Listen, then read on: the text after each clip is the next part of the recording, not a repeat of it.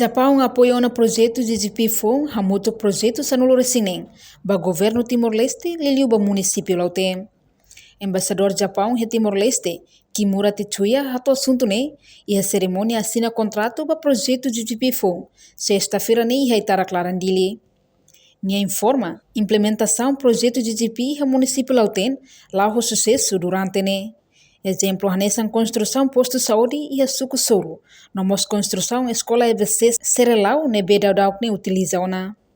E a município Lauten, a mim apoia um projeto hamuto sanulu residen.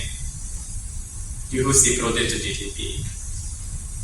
Point galais ne a mim implementa o sucesso iniciativa sila nessa construção posto de saúde e a suco soro. Construção de edifício e escola EVC Reusari e Serelau. Facilidade Sirane agora utiliza recursos de comunidade local, pode contribuir para a cidadania Moris, Dolon ou Moris Tiap. Projeto Hirakne, serviço hamuto com o local município Lauten sira makalo serviço. A mim financia projeto atus ida hardware leasing ida subvenção assistência para projeto de segurança e base GGP e Timor-Leste. Serviço hamuto ONG local será ajudar implementador.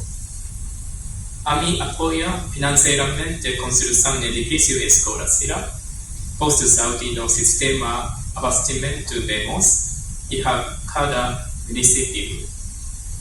Para a construção no instalação facilidade educacional será a mim completa projeto de hardware para melhoramento de escolas, cidadania, sala de aula, sala de professores, cidadania, participação normos, dormitório para estudantes será.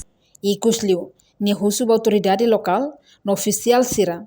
Ato toma responsabilidade ba projeto hirak nebe e município Lauten, no nebele dura batinambara. Reportagem Marquita da Silva, Televisão Timor-Post. Janela informação ba emogoto. Atua tem informação atual dia kliu.